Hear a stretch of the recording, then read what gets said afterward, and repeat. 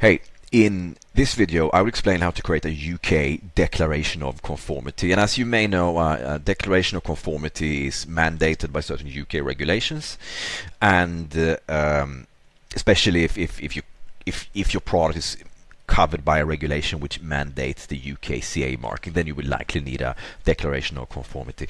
Before we can go ahead and actually create one, we need to know which Declaration of Conformity we need to create. There's not just one, let's say, template. There's not just one structure. There are, as I mentioned, many different UK regulations which mandate the creation of a DOC, and they all have their own model structure. It's not radically different, but it is different. And as such, the first step is to identify the UK regulations that apply to my product. This could be more than one regulation, okay? Now, I'm not going to go through that step. So I will assume that you already know which DOC do I need to create. And again, could be more than one UK regulation that apply to the same product. I'm going to go ahead with the DOC structure you can find under the Toy Safety Regulations 2011. Right, and this is what it looks like. So I'm using a template within the Compliance Gate platform.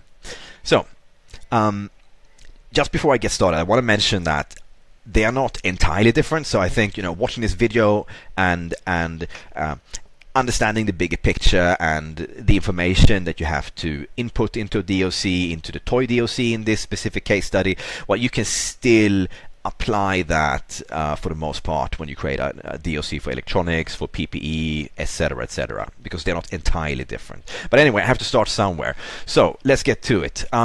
Number one, we have to identify the product, or in this specific case, the toy. And let's say I'm selling plastic T-Rex 2026. Let's just imagine I'm preparing for the launch of my plastic T-Rex for 2026. I would actually also include a model number, a SKU, ABC123. Obviously you would call it something else, but make it identifiable, okay? What else? Batch number format, something like this, okay? Maybe I would use a yearly format, maybe month, year, something like that. That's up to you. Analysis, some sort of traceability. What about different colors? Well, as long as these colors are supported by the same supporting documentation, test reports, and so on, then I could likely also include these. So let's say I have one as green, I have one as red. Okay.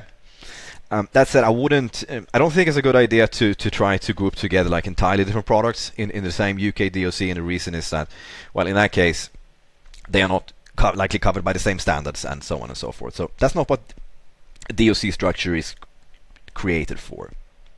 Point two, we need to insert the information about the manufacturer or the manufacturer's authorized representative.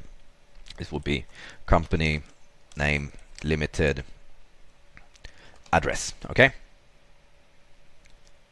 Point three, we need to specify the, by the way, I should mention, the DOC is issued by the manufacturer, by the way. So if you're an importer, what do you do? Well, now keep in mind that many importers, if they go to a contract manufacturer, right? If you're in the UK and you're drawing up products, you're creating products, and then you go on Alibaba, or you find suppliers, you find a supplier in Poland, or you find a supplier in China, and you say, hey, make this for me, then you're likely the manufacturer, just to be clear about that, okay? But the DOC is created by the manufacturer, okay? So if you're an importer and you're buying, let's say, branded goods from the US or from the EU, then you would have to obtain the DOC from the manufacturer. Just wanted to mention that, okay? Provide some context. Okay, under point three, this declaration of conformity is issued under the sole responsibility of the manufacturer. Some just specify this as a statement and they leave it as it is. Some would specify the company name. I've seen different versions actually, but it's meant as a statement, that because the DOC is self-issued by a manufacturer, so it's a statement that the company, certify this product as compliant, or declare, to be specific. They don't use the term certify. Okay. Point four, well, you can upload an image. well, add an image, upload it within the context of our templates. But this is to make sure that your product can be, well, the DOC identifies the specific product. There's no ambiguity. There's no way this could be misunderstood. It's really clear that this is my plastic T-Rex. Unfortunately, I didn't take any photo of my plastic T-Rex because it doesn't actually exist. But anyway, I think the point is quite clear. Okay, it could also include other information that would make it possible, to make it easy to identify the product. Okay, point 5. Here we need to specify the specific UK regulations that the product complies with. Okay, and as this is, well, we were using the Toy Safety Regulations 2011 template, so that would be the starting point. That's the bare minimum, right? Like, we have to at least declare compliance with this regulations that applies to toys in the UK. Now, what happens if we have more than one that apply, which is very often the case, right? Could be a scenario when I'm selling electronic toys, right? Well, in that case, as I demonstrated, here, right? Different types. Well, then we may have a situation where we also have to declare compliance with, let's say, this one, right? So then I would also insert that into my DOC. Okay. So you could say that they stack. It could be more than one. Under point 6, we have to list different the designated standards that the product is compliant with. A designated standard is, well, let me put it this way, where a regulation provides a high-level requirement, basically saying products must be safe, or in the case of electronics and the EMC regulation, that electronics should not interfere with other equipment and so on. That's a high level requirement. It doesn't tell me exactly how am I going to make my plastic T-Rex compliant. For that, I need to go to designated standards. You can find lists on the gov.uk website. And you need to identify the designated standards. Sorry, not harmonized, that's for the EU, but in the UK you have designated standards, and identify those that apply to the product and then list them here. Not just those that apply, but also those that the product is compliant with. So that may well be, in this case, EN 71.1, EN 71.2, and EN 71.3. Now, I would include you should include the complete number. Sorry, the full title, and also the number, so it's clear which version was applied. And if some of these were applied only in part, which is very often the case, then that should also be clarified. Okay.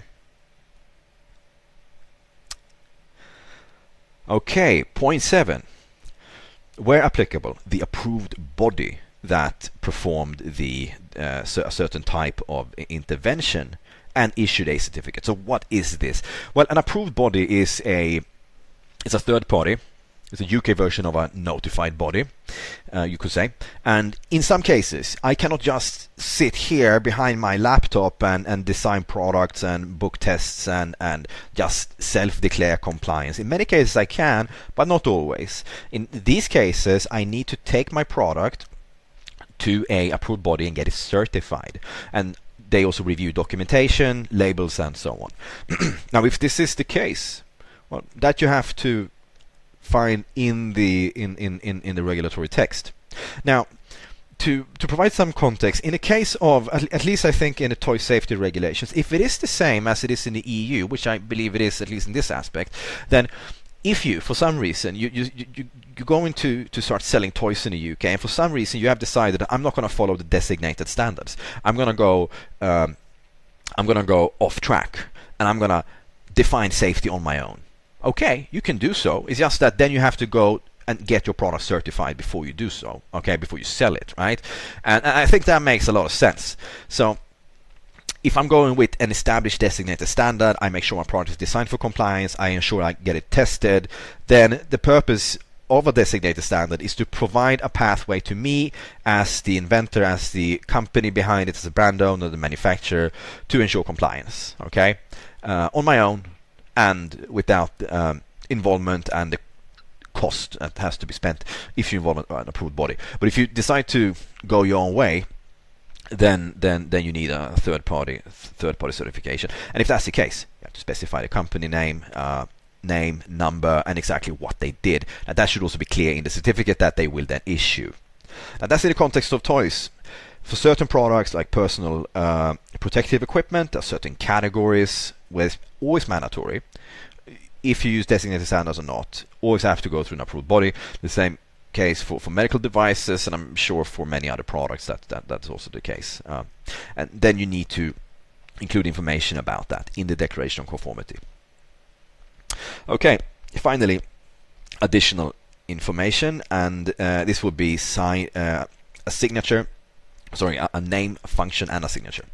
Okay, so what this means is that you can't just keep it, you cannot just store the DOC digitally, you have to actually print it, you have to sign it, you have to maintain it for at least 10 years, and that counts from when a product is, well, not just when it was first introduced, but also when it was pulled from the market, right? So it's a bit like accounting, it has to be made available if ever requested, right? Now let's do a quick recap here, and I also want to provide additional context. Now, this information, the product identifier, this must match what is on the labeling, okay? I cannot call it plastic T-Rex 2026 and then I call it toy car on the product. It has to match, okay? It has to be traceable to what's printed on the product label, packaging label, user instructions, and so on, right? The same thing goes for the test report. You need some sort of test report to verify compliance with the designated standards. I cannot sit here and issue a DOC for my plastic T-Rex if it's actually for the, I don't know, the Velociraptor, okay? Because it's not the same. The different construction. Like everyone knows a T-Rex and a Velociraptor. They different. That means the toy is different, right? So that's the thing. This has to be supported. It has to match what is actually in the test report. Otherwise, if you get a review by some UK regulatory body or by Amazon or a retailer, and they see, well, the test report is not matching what's in the DOC, and the product label is, you got different SKU, you got different product name. This doesn't line up, Then it's not valid. Okay, DOC alone doesn't make a product safe. The same thing with manufacturer information. This must match whatever's on labeling and so on. Right?